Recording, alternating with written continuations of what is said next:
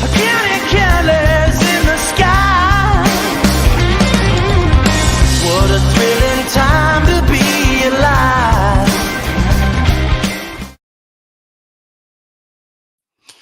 Good morning, everybody. It's Thursday. It's the Georgia Show. I'm Jake Rowe. It's Rusty Mansell. We're from DawgsHQ, and we got a lot to talk about, Rusty. We got the 2025 schedules are out and the format, and man, a big home schedule, something that we've kind of told you was coming here at DawgsHQ. We got more spring standouts, Rusty. But before we get to that, tough news for Georgia fans, and not everybody's going to know who we're talking about here, but a couple of damn good dogs have kind of left us in the past week or so, and this morning we find out that the famed Lake Norman dog, as a lot of people know him, a guy that we've known all the way back to early and you've known longer than that, but early in the 24/7 days, and one of the finest dudes I've ever met in my life. And he passed away early this morning after a long battle with cancer, and condolences to his family. Yeah, I've known Lake Norman. Actually, his nickname is Worm. So I've known Worm since the early 90s. He was one of a kind, man. He would do anything for anybody. Like I said, I remember going to the Georgia LSU game in '98. I went at the very last minute. I didn't have a ticket. I didn't have a hotel room.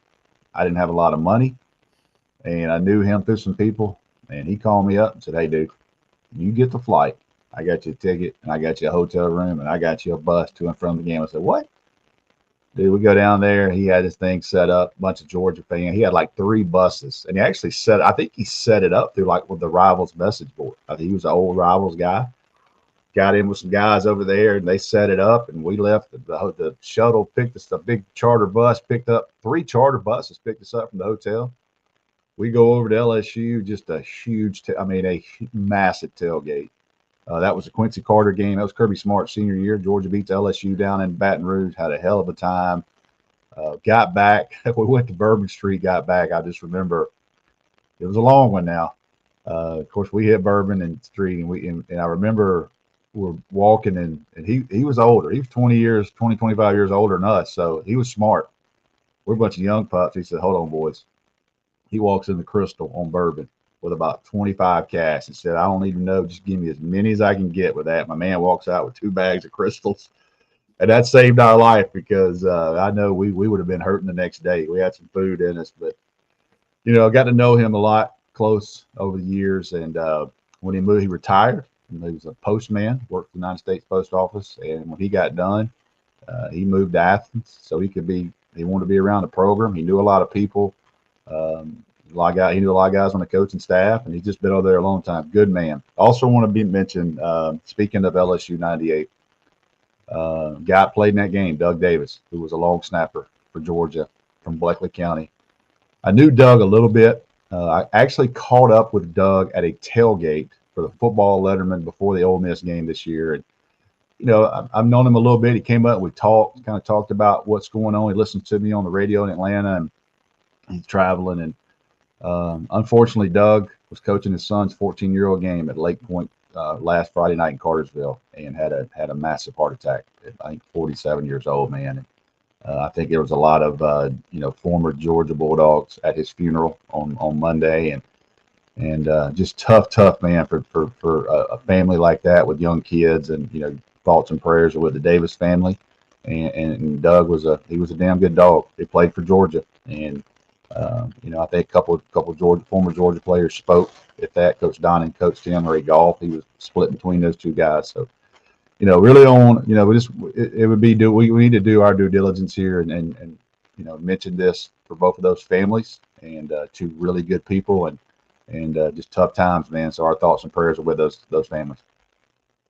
Absolutely. And, I did not know the second guy you brought up there, but did get to spend some time with Lake a couple times in person. Glad I did. One of those guys that you spend some time with, and you get the impression, hey, man, this is a good man. It's a good guy. And he's not just being good to me. You can tell he's that's just the way he is. And cool stories there. And we'll have them all over the dog walk over at DawgsHQ all day long, kind of telling stories about him. But those two guys, they deserve to mention off the top of the show without a doubt. And they leave behind a really cool legacy. And I'll just always remember Lake for in a world of crazy and wild message boards where everybody is there to kind of give their real time reaction.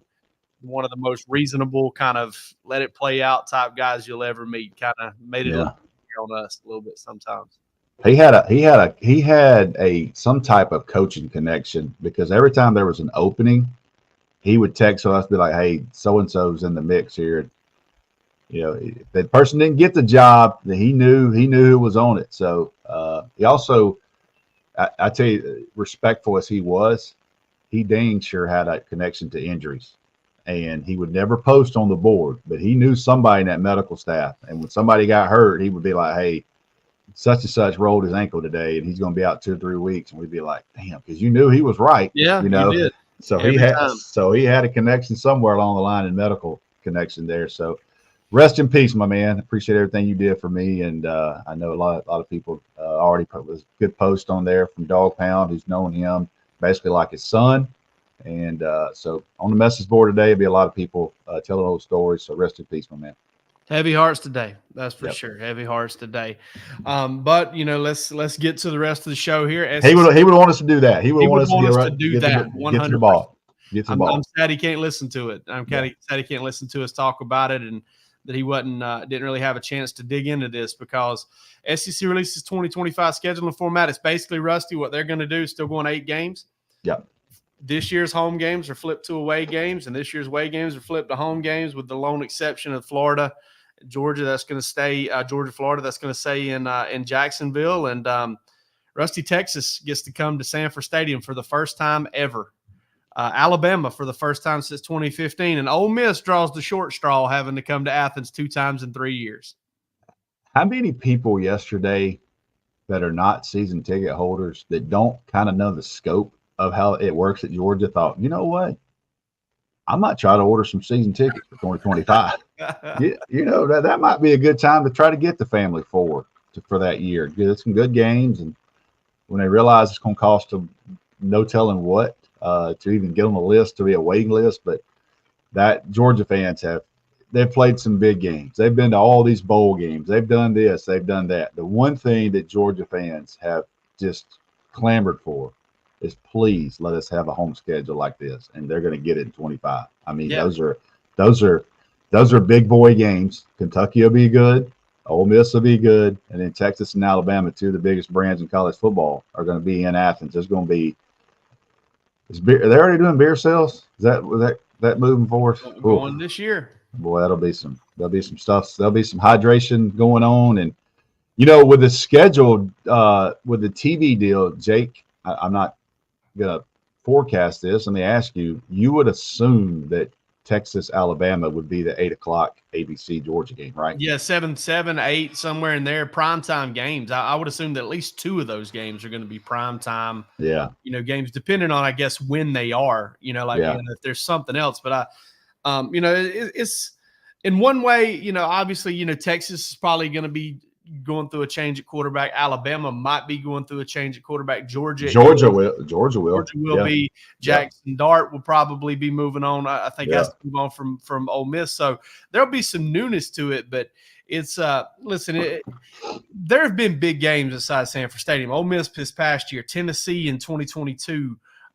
Notre Dame in 19. Like there have been some big ones. So I don't want to say there haven't been big games, but there had been multiples. We haven't had a chance to. We haven't looked at the schedule the past several years and said, since really Notre Dame have been like, oh, there's 2 or 3 games, or there's a game, coming into the season, like anticipation and all that stuff. I mean, you bring up the idea that people waking up this morning or reading that story last night, man, I'm going to get them season tickets. It's time to get in there. And they look into the process and they're like, let me go buy a Mega Millions ticket first. Yeah, no doubt. Hoping they win Friday night. Jackpot, or 900 million, I guess now.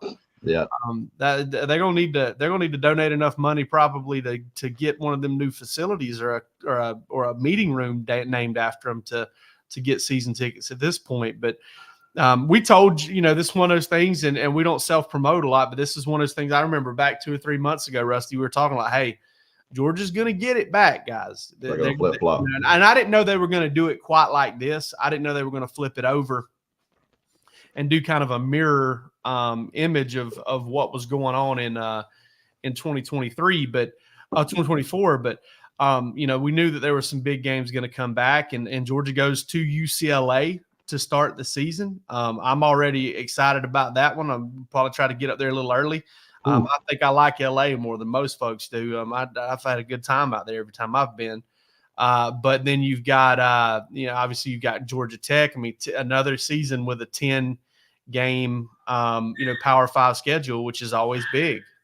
What's the thought process of Georgia not going to Texas A&M? I mean, I know people are mentioning that and motivated, dedicated. I think Georgia's going to definitely get some night games in 25. They're going to get some in 24. There's not going to be as many in Athens, but I don't know all the reason. I don't know how the calendars work. For whatever reason, Georgia is not going to A&M again right here, and it's crazy that it hasn't happened. I know Georgia fans really want to go to College Station and have that experience because they brought a good crowd to Athens a couple of years ago, and I know Georgia fans, they're going to travel. But that's a game they've had kind of circled, but don't know all the logic about it, Jake. But they're not going to A&M again.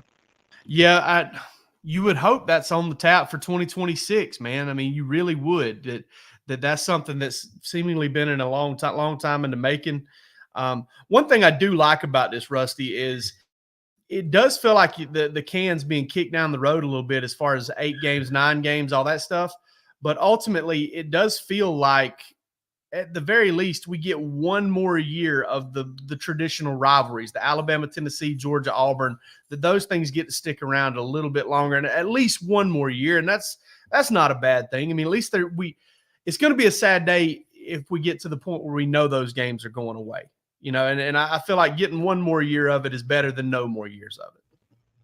I got to, talking about the schedule, and I got yesterday, came out few minutes and I was away, so I was on my phone just looking at it and thinking about, God, man, these are some big games. And then you think about this year as a big game, and we will on DawgsHQ, but I think there's so much attention of Georgia going to Ole Miss, to Alabama, and to Texas that right now I don't know there's a whole lot of attention. But Georgia opens up with Clemson in Atlanta. I mean, that is a freaking monster game. I mean, that is, a couple of years ago when Georgia opened up against Charlotte, it dominated the whole offseason.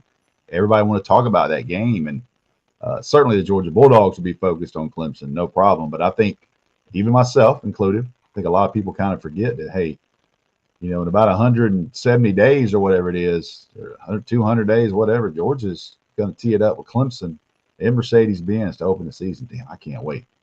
Yeah, I can't either, man. And that's going to be such a kickoff. And I mean, I feel like, honestly, the same thing's going to happen in 25 with everybody. No doubt. Everybody be talking about, oh man, Texas is coming. You got to get those. You got to get that ticket, sir. Or Alabama's coming, or especially those two, and then Ole Miss. It's we'll see where they are at that time. They're based on what they did in the portal and everything else. That team's probably going to look a lot different from 24 to 25. But you still got to go out to the West Coast, and those games are so big, Rusty, because the nation's looking at them, right? Yeah, and they're thinking, oh man, here goes the SEC. It's got to play outside of its own footprint. Can it win? Can it do what it needs to do? And obviously, I don't know where UCLA will be at that point, but I do feel like that a lot of people have eyes on that game because remember a few years ago when LSU played out there and Ed Orgeron made the sissy blue shirt comment and all that stuff. Like you got to go out there and show yourself. Dude, I'm old enough to remember Peyton Manning and Todd Helton and Jerry Colquitt, Tennessee, going to UCLA. Tennessee, Peyton Manning's first game out there, and it was such a big deal because they didn't have so many of those type games. Tennessee going all the way out to the Rose Bowl to play UCLA, and here's a perfect case scenario for Georgia fans, and this is I would say kind of perks of being a Georgia fan, and they hope this is the case. Georgia fans are hoping they handle business and they play in the SEC championship, win that. play in the Peach Bowl and win that, and then play again in Mercedes-Benz and win that, because that saves you a lot of travel money when you start booking LA in 25 the following year. You know what I mean? You go from January, December, you get a couple of games in Atlanta, you get a chance to save some money, a lot of travel, and then you start buying those tickets. It's going to be a hell of a pocketbook this year to follow them all their games, and then you're hoping that Georgia can handle business and play those 4 games: Clemson, SEC Championship, Peach Bowl, semifinals, and then the finals in Atlanta. That would help the pocketbooks as you start booking LA for the first game the following year. I'll tell you this, if you're a Georgia fan, and you probably are if you're listening to this, it's the Rose Bowl is the venue. The Rose Bowl is not the game. That's obviously they won't be playing UCLA in the actual Rose Bowl event, but they'll be playing them in the Rose Bowl, the stadium. And don't pass that up. If I want to encourage everybody. Listen, start saving your money now. If that's what you got to do, start racking up your sky miles or Marriott points or Hilton points or whatever you do, because the Rose Bowl is I mean, it's iconic. It's iconic for a reason. Standing on the outside of it's awesome. Standing on the inside of it's awesome. It's going to be weird, honestly. I've only been there that one time when Georgia won the Rose Bowl, and I just hope it's at the time of day where you can see that San Gabriel mountain range, kind of at dusk there. Time change may make that impossible. God, man, that thing is – I've never seen anything more beautiful in my whole life, and it's going to be a lot of fun. And I encourage Georgia fans that if you can make it out there, if you're thinking about making it out there and you're on the fence, go ahead and make the decision to go and try to. I even tried to look at Delta today to see if there were if you could get flights that far out, just to see how far it was, because I'd forgot about the fact they start the season there. But it'd be cool to get to LA in August. I've only ever been there in December. You love some damn LA, man. I do, man. I don't know why. I love it. I mean, I liked it. It didn't blow me away. I mean, I've been most of the major cities, but you damn loved it, man. I tell you, the thing I loved the most about it was driving up from San Diego. It's just that's where I want to go. Something else different than what you Than, you grow up in the South, and it's just there's not a lot of trees. It's beach on one side, that's right on one side, and then it's the mountains on the other. And and the first time I went, I drove to Vegas and back because we had that one day off, and that's a story that can go for another day. But boy, what a long day that was. A 27-hour day. I'll tell the story on Bark After Dark sometime. But that was that drive was amazing. It's just something you've never seen if you grew up where we grew up and saw what we saw. And but just in general, it's cool to kind of have get to go to the beach down there and to do those things. It's I don't know. It's just a lot different than what I've ever seen, and I really do enjoy it. I don't enjoy the hit to my bank account every time I go, because you can spend a lot of money without really wanting to. Man. Place for sure. All right, Rusty, let's move on to this Georgia spring and more standouts. We've talked about Colby Young. We've talked about Trevor Etienne. You've got a guy that DawgsHQ members found out yesterday, over 24 hours ago, that is starting to stand out a little bit. Let's talk about him. I think it's hard because we don't get very limited amounts of practice viewing, and you don't get situational stuff. So, we write about what we know about, and we feel good about our connections and our sources, but it doesn't always give the whole picture. And so from time to time, I'll kind of dig into everything I can and try to get some names, and maybe you hadn't heard, because I was curious. I hadn't heard much about this guy, and I reached out to some people, and it's like, hey, what's London Humphreys doing? The Vanderbilt wide receiver, and they're like, this guy can go. Now this guy can play, and that's good news, man, because he's not a Ladd McConkey, like short, shifty. It'd be hard to put that type of comparison on him. What he is he's bigger than Ladd, and this guy's a vertical threat. You know what I mean? You kind of hope that he and Arian Smith give you that ability to stretch the field, and in formations where teams are like, man, we got to know where he is at all times. He's not it'd be hard to compare anybody to the what I call short area suddenness is the new word of what Ladd is. He can get off coverage and stuff. This guy's a burner. This guy can fly. He scored on Georgia in the first drive, obviously busted coverage, but he still outran everybody to the end zone. So when you look at that, and just want to kind of mention his name a little bit, not to just because he's not getting a ton of press right now. This guy's holding his own, and I think behind the scenes that Georgia's excited about having him on their team for sure. Yeah, and when it should have told you something, that very first name we heard of Georgia pursuing any position anywhere. And I know that the transfer portal was still young, but there were some dudes in the portal by the time London Humphreys got in the portal. And for Georgia to move that quickly just tells me that they really felt like he filled a need for them.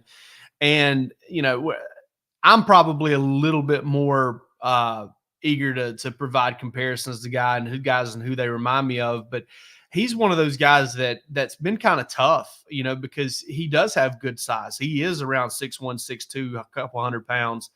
Runs really, really well. I mean, great straight line speed, but also a guy that you watch him on film.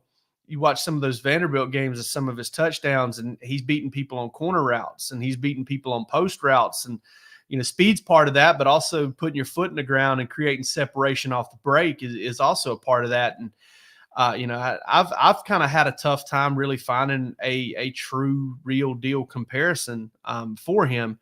But I do know this. The first thing I heard about him was in Georgia's second practice, that he had gotten behind the defense for a couple of deep balls, and one of them connected for a touchdown. The other one was kind of a little bit off, the throw. The cornerback was able to kind of catch up and make a play. But Rusty, I think one thing about college football these days is the slot receiver is very important. And, your Dominic Lovetts and Ladd McConkey to a lesser extent, because he played a lot of flanker at Georgia. Isaiah McKenzie was great for Georgia. Terry Godwin did a good job. You can go on and on and on. Kearis Jackson, but you can never have enough outside dudes. And you've got to check off a lot of boxes out there, because from the outside guys, you need quickness, you need run after catch, you need speed, you need size. You don't necessarily have to have it all in one guy, but you need all of those qualities. And Barton Simmons, I feel like did such a good job of kind of illustrating that back in the day whenever he was working with us at 24/7 and talking about you don't always need a receiver. It's great to find one that can check off every single box, like a Marvin Harrison Jr. or those guys. But at the very minimum, if you're going to have a successful receiving group, you got to have one that checks off all the boxes as a group. And London Humphreys helps Georgia do that. Yeah, I think, hey, listen, we love Barton. I spent a lot of time in a meeting room back in the day when I was involved with rankings with Barton. So I know what he values. He values speed and multi-sport athletes. So, multi-sport athletes, and certainly, Humphreys, baseball player right there in Nashville, kind of blew up. And, I know Vanderbilt hated to lose him, but Georgia has it now. And I think he's going to be a guy that Georgia fans are really, really going to like. A couple questions there about who's going to be punt return this year. I think, I do think Dylan Brooks says, I think Anthony Evans has got a chance there. I hear that Ellis Robinson maybe do some of that. Scobie White would do some. So they'll have multiple Dominic guys. Lovett's going to get some reps back there, whether he actually does it. Michael Jackson will too. Yeah. So it'd be Dominic Lovett. They got some guys. I think return game is something that that's something that the Georgia needs to kind of get a little bit better of a threat there. They hadn't had one of those in a while, but I think Anthony Evans, what a hell of a call, man, in the SEC championship. If they'd have won that game, that kick return, that punt return, dude, he was one from breaking it. And the way they stacked them, stacked the two. They stacked them so you couldn't see him until the very end. I know the head coaches on the headset can see, but you can't tell a punter like, hey, there's a new guy in here. He's out there. All of a sudden, he punts one, and Anthony Evans almost took that thing to the house, man. And by putting them right there together, you got one guy running one direction, one the other. It's kind of tough, if you're looking downfield to try and figure it out. You're trying to figure out where the ball's going. So it's that's always an important one too. It's tough to hear out there. And that was a big call in that game. Mekhi Muse did a pretty good job back there last year, but kind of made some decisions sometimes and struggled to catch it at others. I guess all of them struggled to catch it at some point. I can't remember a punt returner, the last punt returner at Georgia that didn't probably muff one or two and get one back. So that's one to keep an eye on. Rusty, one name that I heard actually right before we came on to the show, and heck, we'll share it with the folks here. We'll share it with the folks at the Dog Walk too. And it shouldn't come as a surprise if you've been reading our practice reports. Micah Morris is having a really, really good spring from a coach that I spoke with, a high school coach that I spoke with that's seen some practice here lately. Said that Micah Morris, man, has kind of clicked into place for him a little bit. Got an opportunity, man. I mean, it's not. I mean, he's young too, man. Doesn't turn 21, I think, until the end of August. So he got to Georgia very, very young, and I had a friend that took his son as a prospect to practice Saturday, and he follows the team, but he doesn't follow the day-to-day recruiting stuff. He's got life going on, but he follows the team and those type of things. He called me and left practice. He goes, "Who in the hell is 56?" I said, "What do you mean?" He goes, "That dude is a road grader." He goes, "He looks like he was like handpicked, built to be an offensive lineman." And I said, "Oh, by the way, he's the strongest player on the team by far the strongest player on the team." And South Georgia, Canby County kid, and he's going to be. I think this is going to be a great year for him. So right now it'd be Tate Ratledge and Micah Morris at guards. Obviously, Dylan Fairchild is going to be they've rotated guards for a while. Mm-hmm. So they'll rotate those guys in and out. But right now, it sounds like Micah Morris has kind of a leg up. And, our good buddy Matt Godwin that we call on from time to time has been on many of our shows and obviously was heavily involved in evaluating him. That's his guy. He's like, dude, when he hits somebody, he hurts you. Like, this guy has got the heaviest hands on the team. He just moves people. That's what he likes to say. Like, he will take a 3 technique and knock him 2 gaps down. And that's where you get chunk play. That's where you get a 25-yard running play instead of 2nd and 6. So, yeah, and if you look back at that Auburn game last year, that was probably the one game where you looked at after Dylan Fairchild came in at left guard and Xavier Truss had to move to right tackle, where Dylan Fairchild maybe struggled some.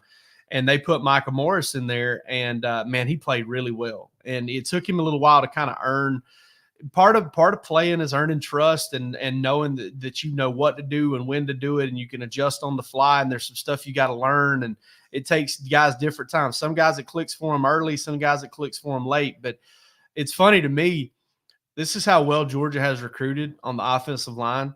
And I'm not going to go too far back, but Broderick Jones plays left tackle for you, born in a lightning bolt, made in a lab, just freak show.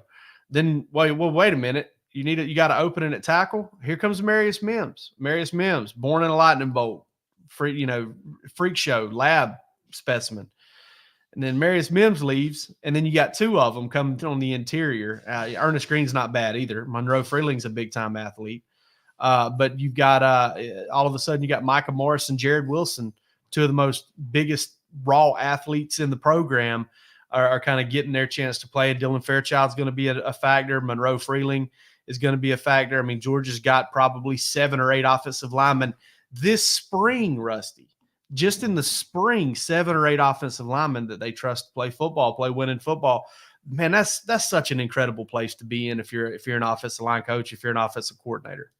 Yeah, I mean, it starts up front with Georgia, and it has started up front with Georgia for a while. That's the biggest thing.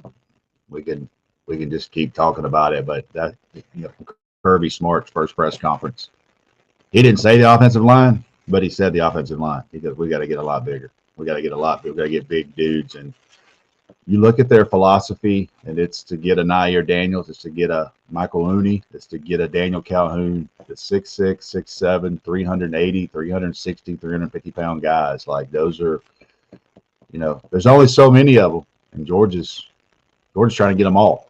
So I tell you what, too, though, man, it's been a hell of a run in the state of Georgia. It's down a little bit, and it has to be. I mean, Andrew Thomas, Broderick Jones, and Marius Mims, I mean, those are first-round tackles from the state of Georgia. I mean, sooner or later, it was going to go a little bit dry. So they haven't had guys like that in a while. This is a deep, deep offensive line class in Georgia in 2020-25. But those guys were 1 percentile human beings, man. Yeah, no doubt about it. And Georgia's really good up front. I saw a question here I wanted to get to from our man DGD podcast. How much rotation between Jarrett and Nazir Stackhouse? Don't know that yet, man. Jarrett's got, and I don't mean this as in, I don't know how long of a way he's got to go to be on the field. I assume it's still a pretty good ways because, he had a long way to go when the season ended. But there's just a lot of practice, a lot of prep, a lot of football left to be determined. I will say this, though. I watched both him and Nnamdi Ogboko go through pursuit drill the other day with them, and I was impressed with how both of those big fellas move. Now, they are giant men, and they move real well. There's a reason Georgia recruited them, and, I've been on this the whole time. If Jarrett can find a way to give Georgia 8 to 12 snaps a game, or give Georgia at least 8 to 10 snaps a game, that does a lot for Georgia's defensive line. That takes a lot of stress off Nazir Stackhouse. But one thing we do know is that Kristen Miller has played in nose tackle. Jordan Hall is probably going to learn how to play some nose tackle. Xavier McLeod is probably going to learn how to do it. And Georgia's got some guys dinged up this spring. And Jarrett's one of those guys that has a chance to make it for himself. They need him, man. They need Jarrett. They need Jarrett to come on. They need him to be a guy, and certainly not saying he can't be, but I'm just saying he would be important. He would be big for them because of the size and kind of where he is and how it fits. And we've talked about it. This team's different when they got a guy head up, when they got a zero tech that can disrupt and do that. Not everybody's Jordan Davis. Those are hard to find, obviously, but a big body guy that can give some snaps, because we saw what happened to Nazir Stackhouse when he had to double his snaps against Alabama. He was done in the fourth quarter. He was done. So got to have those guys, step up. And, I think it looks like to me, done some stuff with his body. So I'm excited for it. I hope he does what we all think he can do. Absolutely. All right, folks, that's it. That's all we got for this episode of the Georgia Show. We'll be back with you on Sunday, 2 times next week, and Bark After Dark on Monday night with Mark Weiser from the Athens Banner Herald, bringing in the man. And we're excited. I guess kind of the old head on the beat now. Him and Anthony Dasher have been around for a long time, and we're gonna have a good time with him. But until Sunday, this is all we got. We'll talk to you later on.